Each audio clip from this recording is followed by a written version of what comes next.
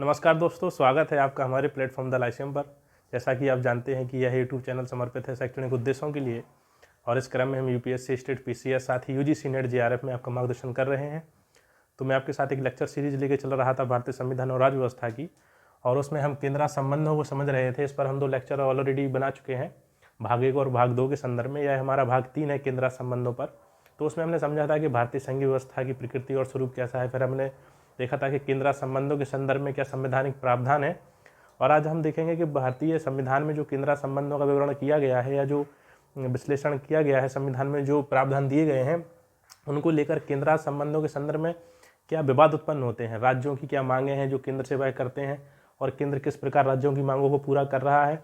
तो आज के टॉपिक में हम देखेंगे कि केंद्र और राज्यों के बीच विवाद के क्या बिंदु हैं, और उन विवाद के बिंदुओं के समाधान के लिए संविधान में और संविधान से इतर क्या प्रावधान अपनाए गए हैं, उन सब के बारे में चर्चा करेंगे हम। तो आज ये मुख्य परीक्षा में काफ़ी बार सवाल पूछा जाता है। तो आज हम देखेंगे कि केंद्र और राज्यों के बीच विवाद के बिंदु पॉइंट्स ऑफ डिस्प्यूट्स, ठीक है। और फिर देखेंगे कि जो विवाद के बिंदु हैं, तो इनके समाधान के लिए क्या प्रावधान है, इन 2 मुद्दों को देखेंगे। और यहाँ से प्रश्न मुख्य परीक्षा में आपसे पूछा जाता है और प्रारंभिक परीक्षा में भी पूछा जा सकता है, क्योंकि आप जब प्रारंभिक परीक्षा के प्रश्नों की प्रकृति देखेंगे तो आप पाएंगे कि ऐसा नहीं है कि प्रारंभिक परीक्षा का सिलेबस अलग है और मुख्य परीक्षा का सिलेबस अलग है। मैं देखता हूँ बहुत सारी जगह, कई टीचर्स को देख रहा हूँ, यूट्यूब पर भी मैंने कुछ वीडियोस देखे हैं पॉलिटिकल साइंस को लेके, क्योंकि जब मैं तैयारी क्रम में था और अभी भी हूँ, तो मैं ये देख रहा हूँ कि कुछ लोग क्या कर रहे हैं कि पीटी के लिए अलग क्लास चलाते हैं और मेंस परीक्षा के लिए अलग क्लास चलाते हैं। आप देखिए कि प्रारंभिक परीक्षा का जो सिलेबस है उसमें कहीं ग्राम पंचायत नहीं लिखा है, जबकि मुख्य परीक्षा के सिलेबस में क्या लिखा है आपका कि स्थानीय स्तर पर वित्त और शक्ति का हस्तांतरण। लेकिन प्रारंभिक परीक्षा में ग्राम पंचायत से सवाल आते हैं, संघीय व्यवस्था से सवाल आते हैं, संसदीय व्यवस्था से सवाल आते हैं। तो आप ऐसा एकदम से डिवीजन नहीं कर सकते, विभाजन नहीं कर सकते हैं कि ये सिलेबस मुख्य परीक्षा का है या ये बिंदु मुख्य परीक्षा के हैं और ये बिंदु प्रारंभिक परीक्षा के हैं। तो आपको क्या करना है कि किसी भी विषय को जब पढ़ना है तो उसको समग्र कॉम्प्रिहेंसिव रूप से पढ़ना है। उसको आप आरंभिक तैयारी में डिवीजन मत करिए कि ये प्रारंभिक परीक्षा के बिंदु हैं, ये मुख्य परीक्षा के बिंदु हैं। जब आप आरंभिक चरण में हैं तो क्या करें, आप एक पहले समग्र तैयारी करें, कॉम्प्रिहेंसिव आप अपनी तैयारी करें, फिर उसके बाद आप खुद बांट सकते हैं कि ये इधर है और ये इधर है, ठीक है। तो हम क्या समझेंगे आज, केंद्र संबंधों को मेंस के पर्सपेक्टिव से समझेंगे, और उसमें प्रारंभिक परीक्षा में भी प्रश्न आपके आ सकते हैं। तो हम सबसे पहले देखेंगे केंद्र और राज्यों के बीच विवाद के क्या बिंदु हैं, फिर देखेंगे इनकी समस्या के समाधान के लिए क्या क्या प्रावधान बनाए गए हैं। तो देखिए, केंद्र और राज्यों के बीच जो विवाद उत्पन्न कब हुआ, ऐसा तो है नहीं कि जब हमारा संविधान लागू हुआ तभी से विवाद उत्पन्न हुआ। और देखिए, केंद्र और राज्यों के बीच विवाद क्यों है, क्योंकि हमने कैसी व्यवस्था अपनाई है, हमने संघीय व्यवस्था अपनाई है, ठीक है। और संघीय व्यवस्था में क्या होता है, शक्ति के 2 केंद्र होते हैं, केंद्र और राज्य। तो संविधान क्या करता है, शक्ति का विभाजन करता है केंद्र और राज्यों के बीच। जब शक्ति का विभाजन करता है तो उससे क्या है कि राज्य कुछ मांग उत्पन्न करते हैं, राज्य कुछ केंद्र से अपनी मांग के लिए कहते हैं कि ये हमारी मांगें पूरी की जाए, तो इससे विवाद उत्पन्न होते हैं। तो भारतीय राजनीति के साथ जो केंद्र और राज्यों के बीच विवाद उत्पन्न हुआ वो 1967 से हुआ। इससे पहले केंद्र और राज्यों के बीच विवाद नहीं था, क्योंकि जैसे मैं पहले के लेक्चर में भी बता चुका हूँ कि इससे पहले स्थिति क्या थी भारत में, कि केंद्र में भी कांग्रेस की सरकार थी और राज्यों में भी कांग्रेस की सरकार थी। तो जब कांग्रेस के ही प्रधानमंत्री, कांग्रेस के ही मुख्यमंत्री, कांग्रेस के ही आपके राज्यपाल थे, तो इतना विवाद उत्पन्न नहीं होता था। जो शीर्ष नेतृत्व कह देता था वही राज्यों के मुख्यमंत्री और राज्यपाल मान लेते थे, क्योंकि क्या था 1967 तक एक दलीय प्रभुत्व था, क्योंकि कांग्रेस का ही शासन था सभी जगह। तो इतना विवाद उत्पन्न नहीं था केंद्र और राज्यों को लेके। लेकिन जब 1967 में जो चतुर्थ आम चुनाव हुआ, आपका जो चौथा आम चुनाव हुआ, लोकसभा का चुनाव हुआ, और लोकसभा और राज्यसभा, लोकसभा और विधानसभाओं के चुनाव पहले साथ होते थे। तो 1967 में जो लोकसभा विधानसभाओं के चुनाव हुए, तो उसमें क्या हुआ कि विभिन्न राज्यों में गैर कांग्रेसी सरकारों का निर्माण हुआ, ठीक है। 1967 चतुर्थ आम चुनाव में क्या हुआ कि विभिन्न राज्यों में गैर कांग्रेसी सरकारों का निर्माण हुआ। तो इससे क्या हुआ कि जो गैर कांग्रेसी सरकारें बनी, जो अन्य राजनीतिक दलों की सरकारें राज्यों में बनी, तो उन्होंने क्या किया कि राज्यों के लिए केंद्र से कुछ विशेष मांगे की, और इस प्रकार केंद्र और राज्यों के बीच विवाद उत्पन्न हुआ, ठीक है। तो केंद्र और राज्यों के बीच जो विवाद के बिंदु हैं वो कब से उभर के सामने आते हैं, चतुर्थ आम चुनाव के बाद या 1967 के बाद स्पष्ट रूप से विवाद के बिंदु उभर कर आते हैं, और बाद में 1989 में यह विवाद के बिंदु और अधिक प्रबल हो जाते हैं। क्यों हो जाते हैं कि 1967 में क्या था कि राज्यों में ही केवल गैर कांग्रेसी सरकारों का निर्माण हुआ था, लेकिन जब हमने पीछे समझा था तो क्या देखा था कि 1989 से क्या हुआ कि केंद्र में गठबंधन सरकारों का, कोalition गवर्नमेंट का निर्माण हुआ। मतलब कि राष्ट्रीय स्तर पर किसी भी राजनीतिक दल को इतने मत प्राप्त नहीं हुए कि वो अपनी सरकार बना सके, एक गठबंधन की सरकारों का निर्माण हुआ। तो राज्यों ने क्या किया कि राज्यों ने केंद्र की जो राजनीतिक दल थे उन्हें समर्थन दिया, और समर्थन देने के साथ साथ सौदेबाजी वाला जो हमने पढ़ा था कि हमारे यहाँ संघीय व्यवस्था थी, बार्गेनिंग फेडरलिज्म जो आया था, उससे राज्यों ने कुछ मांगे और उत्पन्न हुई। तो एक तो 1967 में राज्यों में गैर कांग्रेसी सरकारों का निर्माण होने से क्या हुआ, केंद्र राज्यों के बीच कुछ विवाद उत्पन्न हुए, और 1989 में केंद्र में संघ में ही क्या हुआ कि मिलीजुली सरकारों का निर्माण हुआ, विभिन्न राजनीतिक दलों ने मिलकर किया, तो सौदेबाजी का संघ उत्पन्न हुआ और उससे विवाद के बिंदु उत्पन्न हुए। तो विवाद के बिंदु उत्पन्न कैसे हुए ये हमने इतिहास समझा, ठीक है।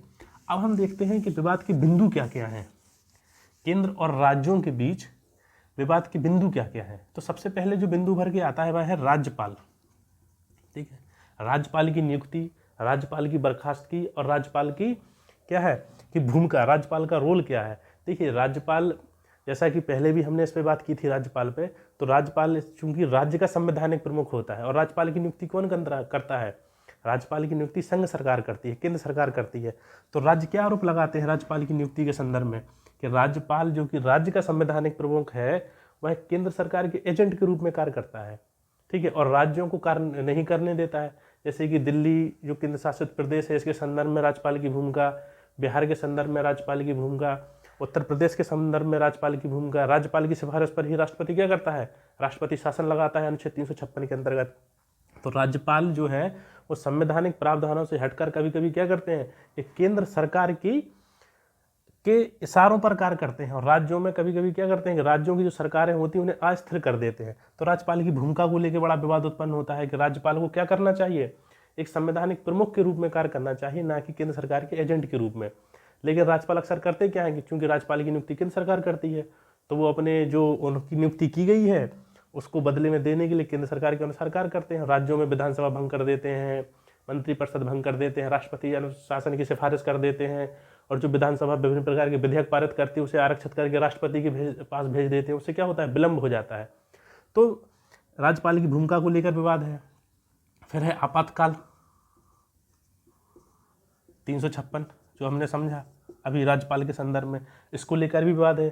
कभी कभी क्या होता था कि मान लीजिए कांग्रेस की सरकार है केंद्र में, और जो मान लीजिए 1967 में विभिन्न राज्यों में चुनाव हुए, गैर कांग्रेसी सरकारें आ गई, तो कांग्रेस की सरकार क्या करती थी, अन्य सरकारें क्या करती थी कि राज्यों में राष्ट्रपति शासन लगा के अन्य राजनीतिक दलों की सरकारों को बर्खास्त कर दिया और नए चुनाव करवा के कांग्रेस की ही सरकार का निर्माण कर लिया।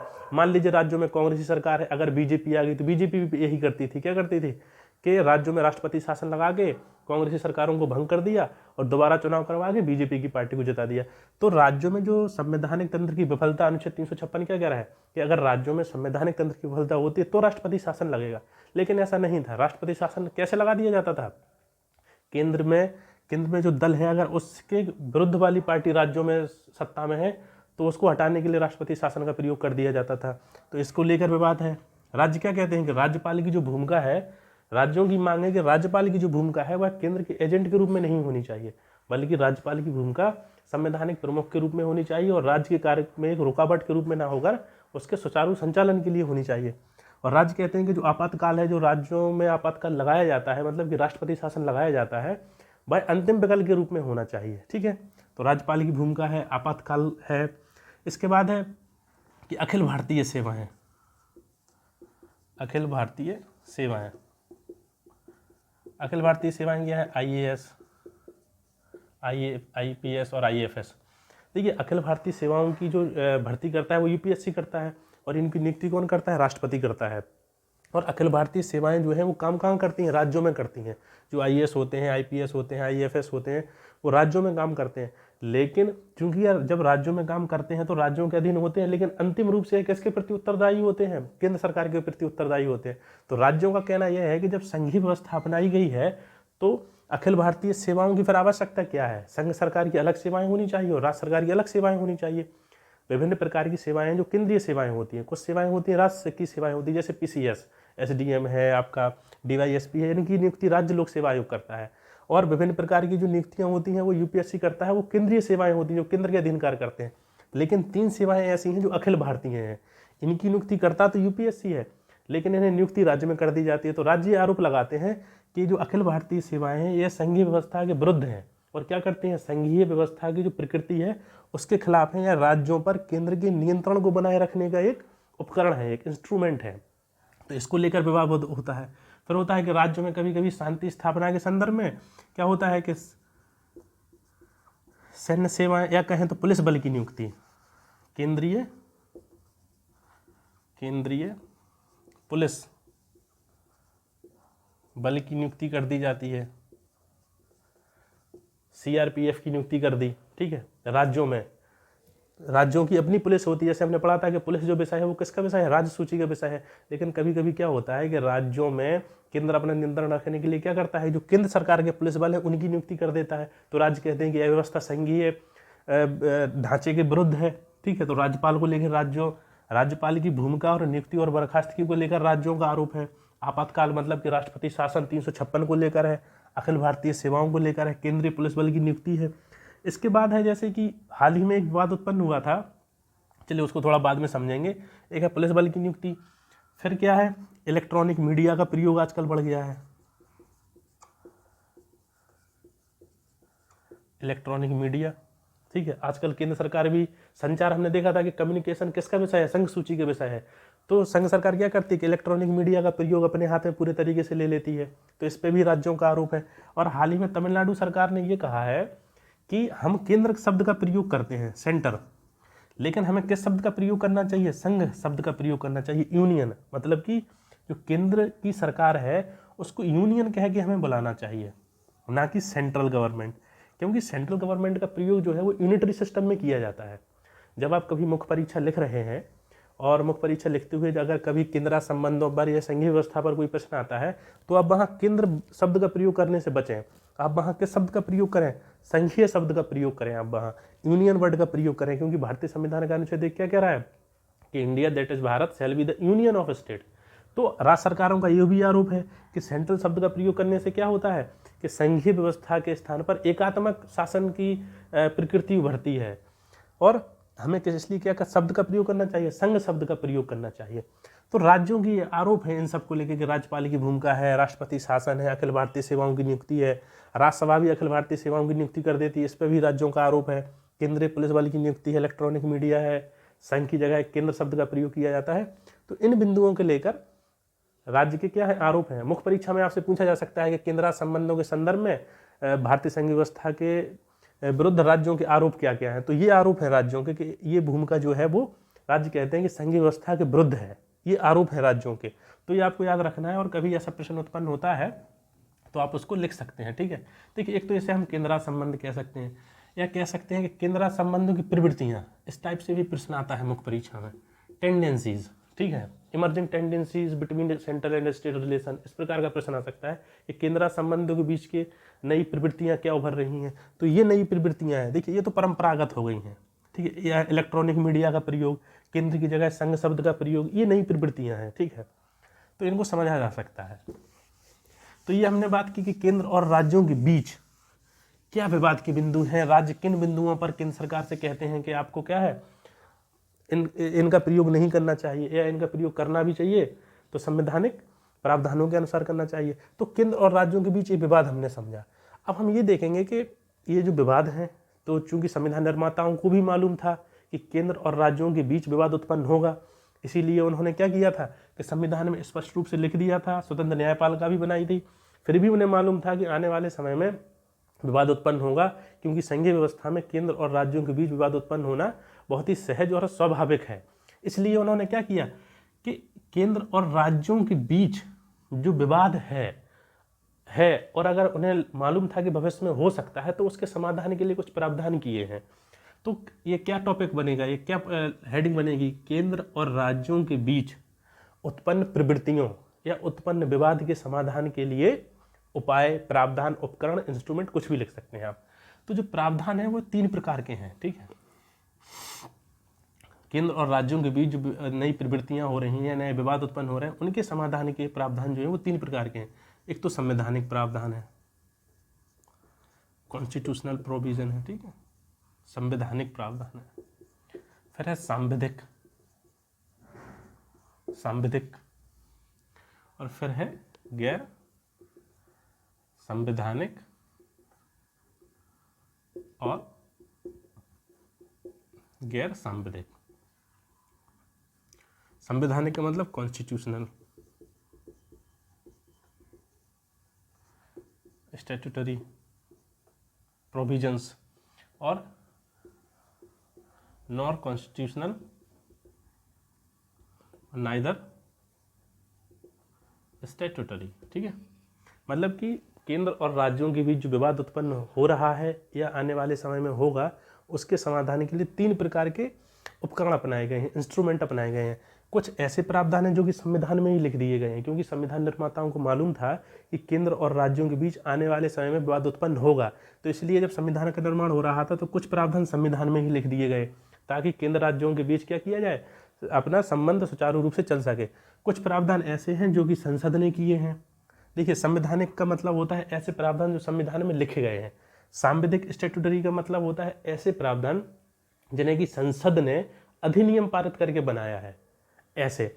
और गैर संवैधानिक और मतलब कि ऐसे प्रावधान जो ना तो संविधान में लिखे हैं, ना ही संसद ने अधिनियम पारित करके बनाया है, बल्कि सरकार ने एक आदेश पारित कर दिया, एक संकल्प पारित कर दिया, एक प्रस्ताव पारित कर दिया और उनका गठन कर दिया है।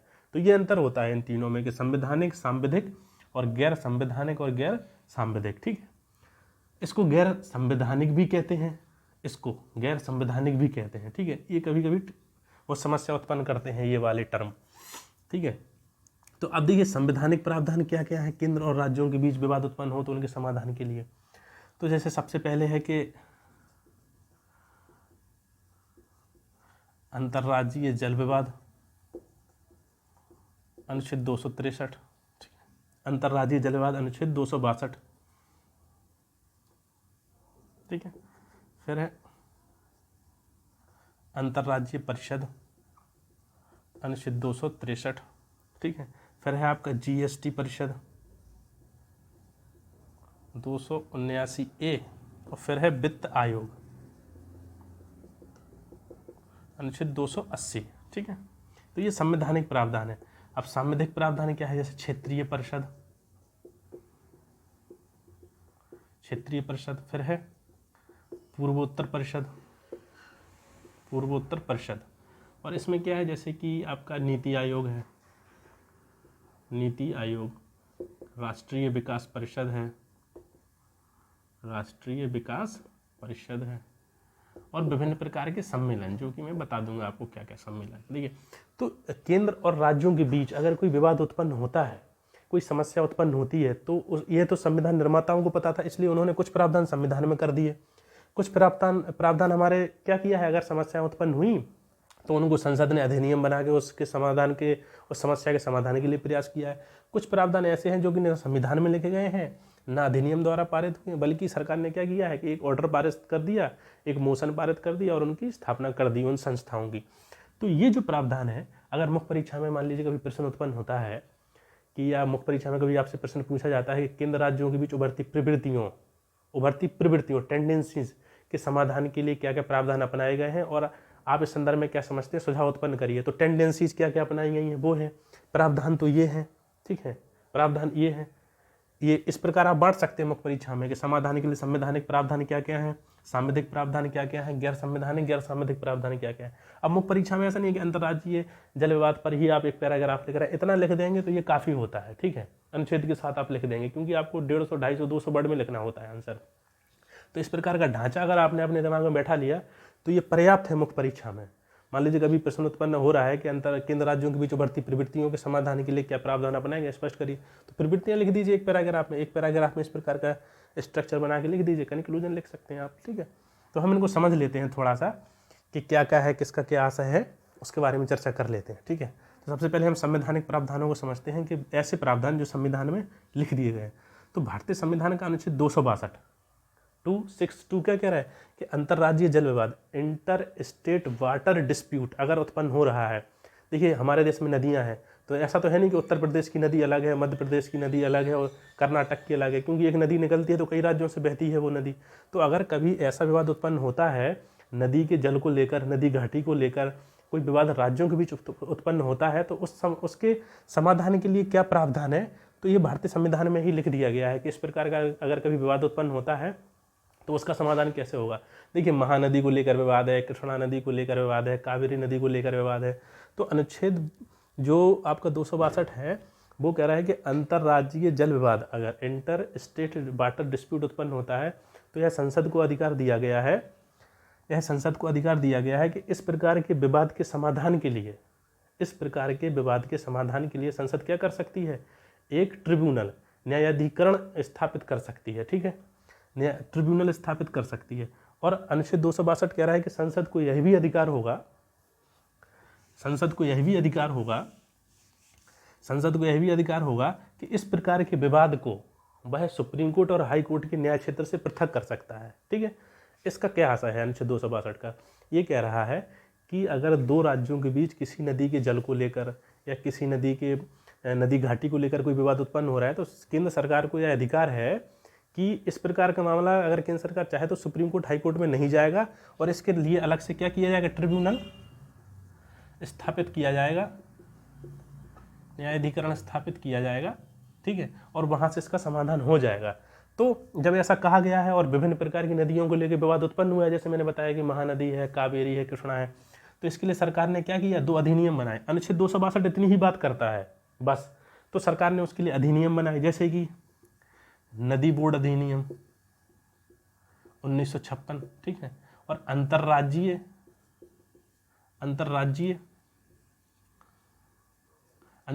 जल विवाद अधिनियम 1956।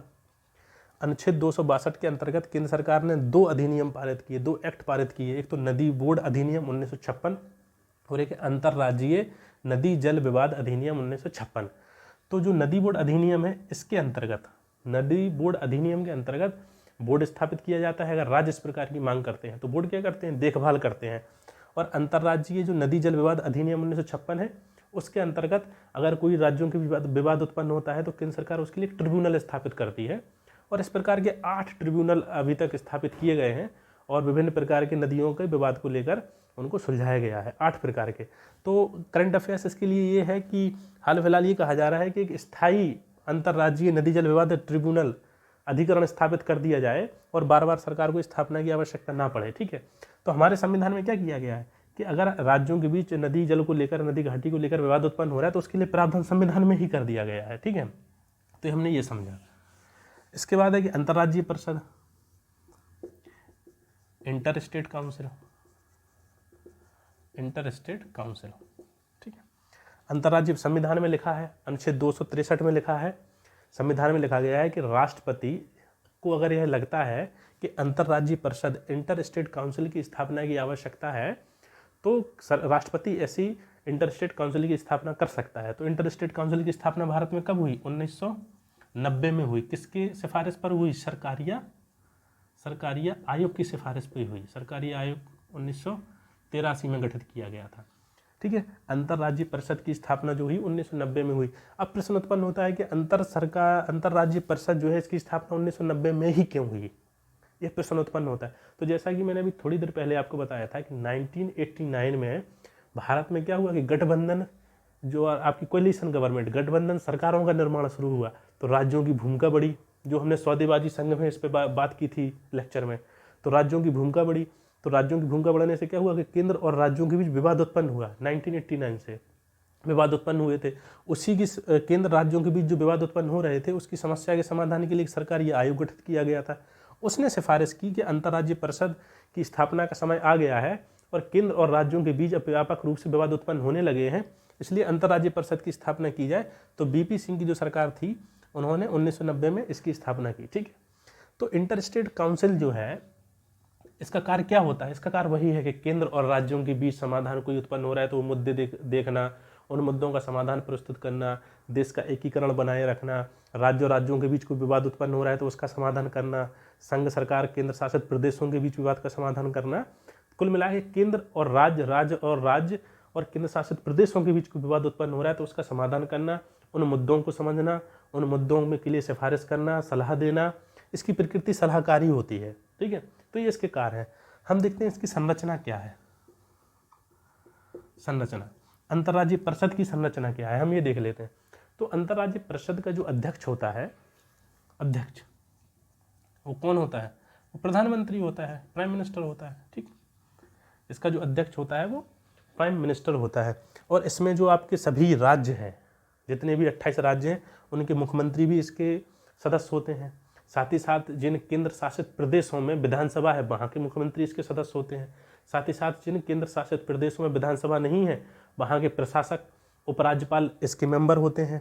साथ ही साथ कुछ कैबिनेट मंत्री भी इसमें शामिल किए जाते हैं, और उन कैबिनेट मंत्रियों में गृह मंत्री का होना आवश्यक है। ठीक है, तो अंतर्राज्यीय परिषद की संरचना क्या है कि अध्यक्ष प्रधानमंत्री है, इसके सदस्य कौन कौन है? सभी राज्यों के मुख्यमंत्री, ऐसे केंद्र शासित प्रदेश जहां विधानसभा है उनके मुख्यमंत्री, ऐसे केंद्र शासित प्रदेश जहां विधानसभा नहीं है उनके प्रशासक, और कैबिनेट मंत्री भी कुछ शामिल होते हैं। 5 कैबिनेट मंत्री होते हैं। ठीक है, और उन कैबिनेट मंत्री में गृह मंत्री का होना आवश्यक है। तो ये अंतर्राज्यीय परिषद, तो ये संरचना है। अब है कि अंतर्राज्यीय परिषद की एक स्थायी परिषद भी है, परमानेंट काउंसिल है। इस स्थायी परिषद का अध्यक्ष कौन होता है? गृह मंत्री होता है। ठीक है, गृह मंत्री होता है स्थायी परिषद का अध्यक्ष। और इसमें कुछ राज्यों के मुख्यमंत्री भी शामिल होते हैं, 9 राज्यों के मुख्यमंत्री शामिल होते हैं। तो स्थायी परिषद होती है, इसका अध्यक्ष जो होता है वो गृह मंत्री होता है, इतना याद रखिए। तो हमने बात की अंतर्राज्यीय परिषद की। तो अंतर्राज्यीय परिषद क्या है? मतलब केंद्र और राज्यों के बीच जो विवाद उत्पन्न हो रहे हैं उन बिंदुओं को देखना, उन बिंदुओं को समझना और उनके समाधान के लिए कुछ सुझाव प्रस्तुत करना। तो ये संविधान में ही लिख दिया गया है। ठीक है, अब है कि जीएसटी परिषद। जीएसटी परिषद, तो देखिए जीएसटी परिषद मूल संविधान हमारा बना तब नहीं था। जीएसटी परिषद जो है 279A में जोड़ा गया है ये। ठीक है, 279A में जोड़ा गया है, 279A। तो जीएसटी जो हमारा लागू हुआ है 1 जुलाई 2017 से, उसके द्वारा इसको जोड़ा गया है। 101वें संविधान संशोधन अधिनियम द्वारा इसको जोड़ा गया है परिषद को। तो जीएसटी परिषद क्या कर रही है कि जीएसटी से संबंधित मामलों को देखती है जीएसटी परिषद। इसके कार्य क्या क्या है?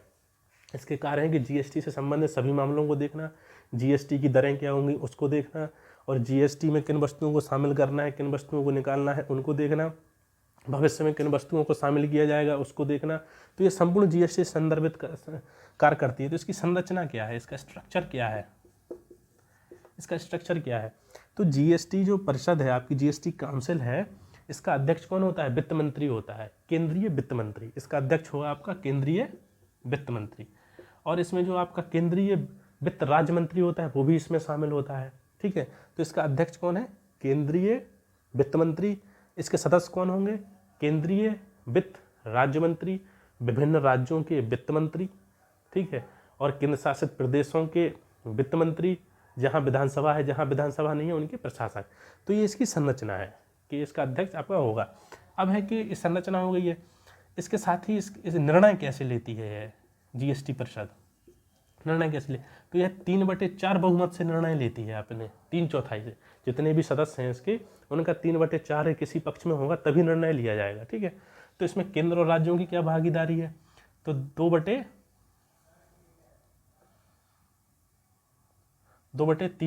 और 1/3। ठीक है, 2/3 राज्यों का मत है और 1/3 क्या है आपका? केंद्र सरकार का मत है। मतलब कि राज्यों को ज़्यादा मत दिया गया है, राज्यों को ज़्यादा वेटेज दिया गया है वोटिंग में। और इसका जो कोरम है, इसकी जो गणपूर्ति है, मतलब कि इसकी बैठक कब होगी? जब 50+1 सदस्य, मतलब कि बहुमत होगा, वो उपस्थित सदस्य होंगे तभी इसकी बैठक होगी। ठीक है, तो देखिए जीएसटी परिषद से क्या किया गया है कि जो वित्तीय मामलों को लेकर केंद्र राज्यों के बीच विवाद था उसके समाधान के लिए प्रयास किया गया है। ठीक है, अब है वित्त आयोग। इसका भी उल्लेख किया गया है भारतीय संविधान के अनुच्छेद 280 में। ये भी क्या कर रहा है कि जो वित्तीय मामले हैं केंद्र और राज्यों के बीच उनके समाधान का प्रयास कर रहा है। तो वित्त आयोग में क्या लिखा गया है? अनुच्छेद 280 में लिखा गया है कि अगर राष्ट्रपति प्रत्येक 5 वर्ष में या फिर जब वह चाहे तो वित्त आयोग का गठन कर सकता है।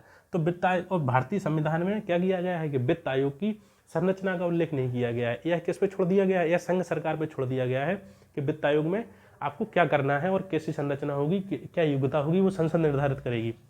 तो वित्त आयोग में 5 मेंबर होते हैं, ठीक है। एक अध्यक्ष होता है और 4 सदस्य होते हैं।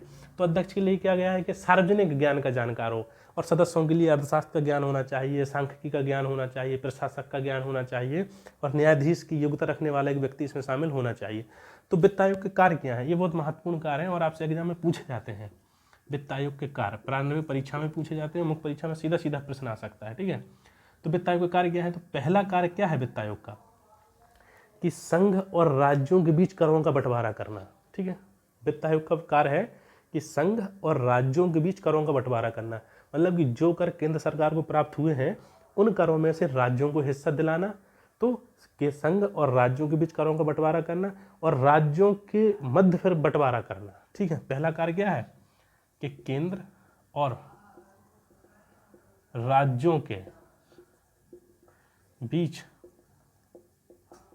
करों का बंटवारा करना और राज्यों को जो कर मिले हैं उनमें आपस में राज्यों के बीच बंटवारा करना। फिर इसका दूसरा कार्य क्या है? इसका दूसरा कार्य है कि राज्यों को अनुदान देने के लिए, केंद्र सरकार द्वारा राज्यों को अनुदान देने के लिए जो सिद्धांत अपनाए जा रहे हैं उनकी सिफारिश करना, ठीक है। अनुदान के सिद्धांतों को बताना कि क्या क्या सिद्धांत होंगे। पहला कार्य है कि केंद्र और राज्यों के बीच करों का बंटवारा और राज्यों के मध्य बंटवारा। दूसरा कार्य क्या है? दूसरा कार्य है कि केंद्र सरकार द्वारा राज्यों को दिए जाने वाले अनुदान के सिद्धांतों को बताना। और तीसरा कार्य क्या है कि राष्ट्रपति द्वारा देश के सुदृढ़ वित्तीय स्थिति के लिए जो इससे सलाह मांगी गई है उसको देना, टर्म्स ऑफ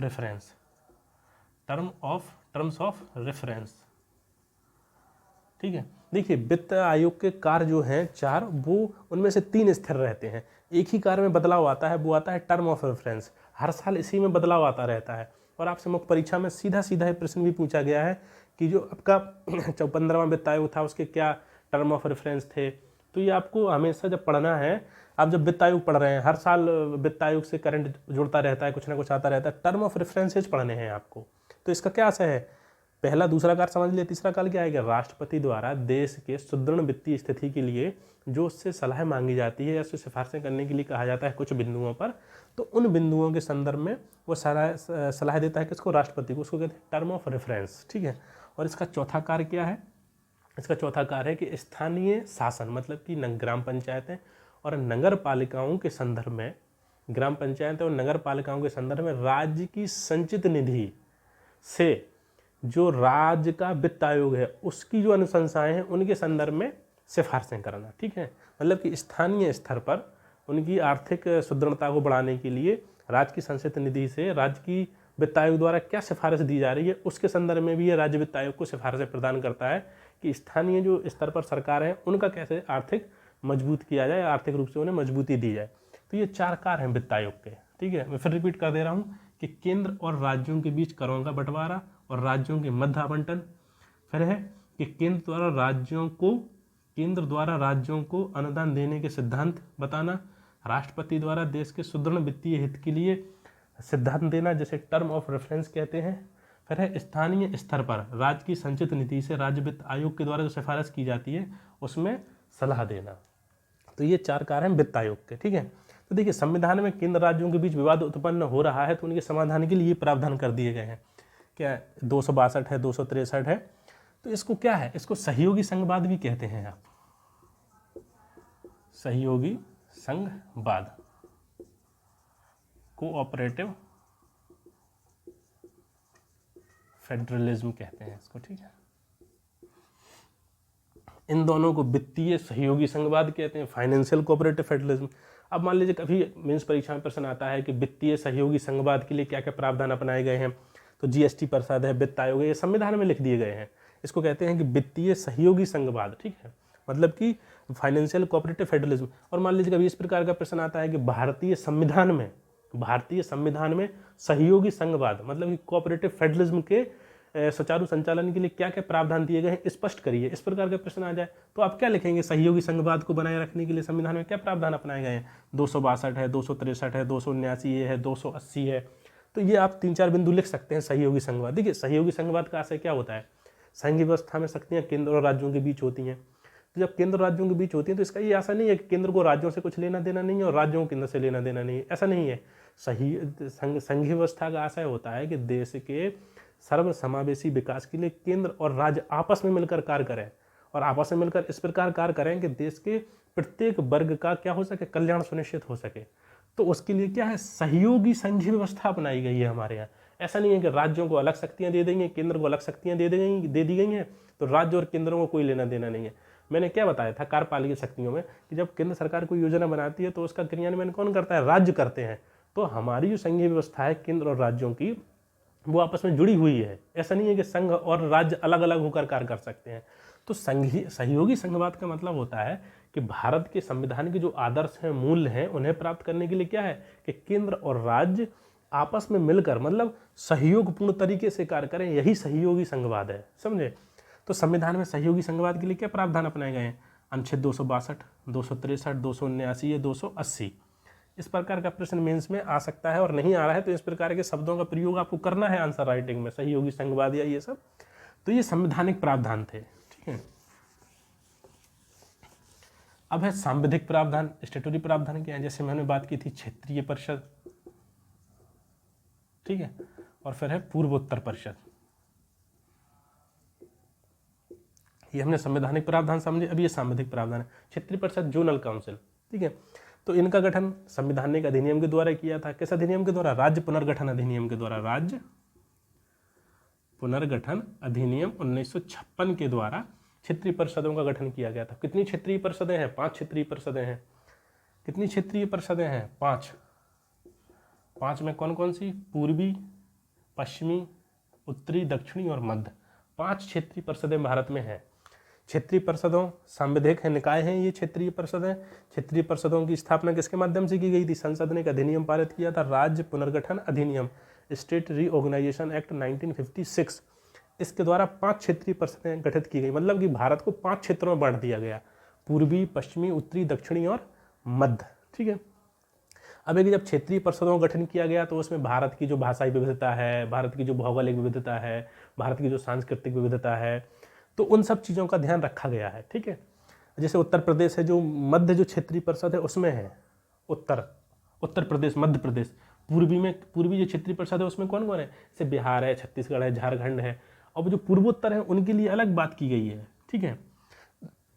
तो 5 क्षेत्रीय परिषदें हैं। तो क्षेत्रीय परिषदों का कार्य क्या है कि केंद्र और राज्यों के बीच कोई विवाद उत्पन्न हो रहा है, उन बिंदुओं को देखना, उन बिंदुओं के समाधान के लिए सिफारिश करना, और राज्य और राज्यों के बीच कोई विवाद उत्पन्न हो रहा है, उन बिंदुओं को देखकर उनके लिए सिफारिश करना।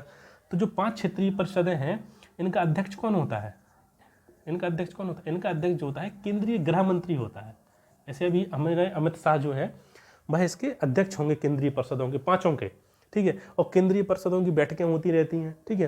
तो गृह मंत्री होते हैं। साथ ही साथ जो आपके संबंधित राज्य हैं उनके मुख्यमंत्री भी इसके सदस्य होते हैं। अगर कोई क्षेत्रीय परिषद में कोई आपका यूनियन टेरिटरी जा रही है तो उसका प्रशासक भी इसका सदस्य होगा, ठीक है। और क्षेत्रीय परिषद में अगर कोई राज्य है तो उसके 2 मंत्री भी शामिल होंगे, समझे? नहीं समझ रहे हैं तो आप समझिए। जैसे मान लीजिए पूर्वी क्षेत्रीय परिषद है, पूर्वी क्षेत्रीय परिषद में बिहार है, छत्तीसगढ़ है, झारखंड है, ये राज्य आ रहे हैं। तो पूर्वी क्षेत्रीय परिषद का अध्यक्ष कौन होगा? गृह मंत्री होगा। और इसके सदस्य कौन होंगे? पूर्वी क्षेत्रीय परिषद में मान लीजिए बिहार है, छत्तीसगढ़ है, झारखंड है, पश्चिम बंगाल है, ये राज्य आ रहे हैं तो इनके मुख्यमंत्री होंगे। और प्रत्येक राज्य से 2-2 मंत्री शामिल होंगे। और अगर पूर्वी क्षेत्रीय परिषद में कोई केंद्र शासित प्रदेश आ रहा है, अगर वहाँ मुख्यमंत्री है तो वो शामिल होगा या फिर वहाँ का प्रशासक शामिल होगा। तो ये इसकी संरचना है, ठीक है। और कार्य क्या है जो कि हमने समझेंगे, इसके कार्य क्या है, बहुत बेसिक कार्य है जो कि लगभग किसके कार्य थे? जो इंटर स्टेट काउंसिल के कार्य थे वही क्षेत्रीय परिषद के कार्य है, ठीक है। तो क्षेत्रीय परिषद किसके द्वारा स्थापित की गई थी? जो आपके राज्य पुनर्गठन अधिनियम 1956 के द्वारा की गई थी। और 5 क्षेत्रीय परिषद हैं। अब हम बात कर रहे हैं पूर्वोत्तर परिषद की, ठीक है। इसको कहते हैं नॉर्थ ईस्ट काउंसिल। ये भी संसद के अधिनियम द्वारा स्थापित की गई थी। तो पूर्वोत्तर परिषद अधिनियम 1971 के द्वारा इसको स्थापित किया गया था। ठीक है। पूर्वोत्तर परिषद अधिनियम 1971 के द्वारा इसको स्थापित किया गया था। और इसके सदस्य कौन कौन से हैं? वही जो 8 आपके पूर्वोत्तर के नॉर्थ ईस्ट के स्टेट हैं, 8 है, अरुणाचल प्रदेश है, नागालैंड है, मणिपुर है, मिजोरम है, मेघालय, असम है, सिक्किम है। जो 8 आपके पूर्वोत्तर के राज्य हैं वो इसके सदस्य हैं। और इसका उद्देश्य क्या है कि पूर्वोत्तर के जो राज्य हैं उनके बीच सामंजस्य और सहयोग बना रहे और उनके विकास के लिए कार्य किया जा सके। तो हमने क्या समझा कि जो केंद्र और राज्यों के बीच जो विवाद उत्पन्न हो रहा था उसके समाधान के लिए तो संविधान में कुछ प्रावधान किए गए हैं, कुछ संसद ने अधिनियम पारित करके बनाए हैं जिन्हें हम सांविधिक स्टैट्यूटरी बॉडीज कहते हैं, और कुछ ऐसे भी निकाय हैं जो कि ना तो संविधान में जिनका उल्लेख है, ना संसद ने अधिनियम पारित करके बनाया है, बल्कि संसद ने क्या किया है, एक ऑर्डर पारित कर दिया गया है, एक संकल्प पारित कर दिया है, बना दिया गया है। तो हमने क्या देखा था, जैसे कि नीति आयोग है, आपका नीति आयोग है, राष्ट्रीय विकास परिषद है, आपकी राष्ट्रीय विकास परिषद है। इसके साथ साथ आपके मुख्यमंत्रियों के सम्मेलन होते हैं, मुख्यमंत्रियों के सम्मेलन, राज्यपाल का सम्मेलन, ठीक है, ये सब होते रहते हैं सम्मेलन। तो इनका भी कार्य क्या है, नीति आयोग। नीति आयोग को हम पढ़ेंगे जब हम पढ़ेंगे संवैधानिक जो आपके या गैर संवैधानिक जो हम एक प्रकार से बॉडीज पढ़ेंगे, जब वहाँ नीति आयोग को पूरे बहुत ही व्यापक रूप से पढ़ेंगे, क्योंकि नीति आयोग से मुख्य परीक्षा में सवाल आ रहा है। ठीक है, एक सवाल आया था नीति आयोग से कि योजना आयोग और नीति आयोग में तुलना करने के लिए बोल दिया गया था आपको। ठीक है, राष्ट्रीय विकास परिषद को भी देखेंगे। तो ये जो है वो ऐसे हैं जो कि ना तो संविधान में इनका उल्लेख है, ना संसद ने अधिनियम पारित करके बनाया है, बल्कि सरकार ने क्या किया, एक ऑर्डर पारित कर दिया गया है, उसके माध्यम से इनकी स्थापना हुई है। तो आज हमने क्या समझा, आज हमने पूरे लेक्चर में ये समझा कि केंद्र और राज्यों के बीच विवाद है।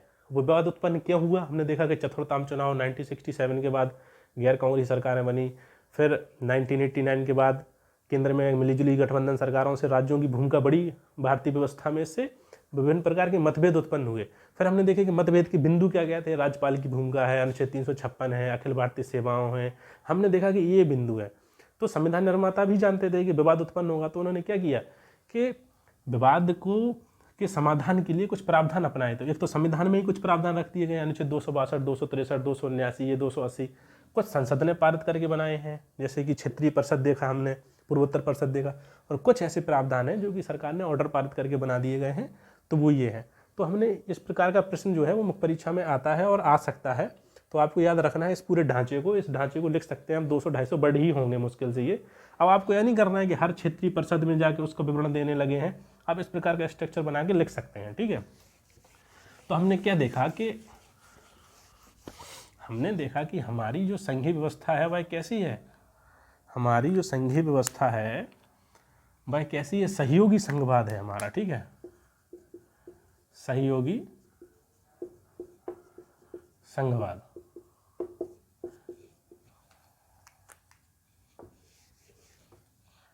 एक हमने देखा कि सहयोगी संघवाद,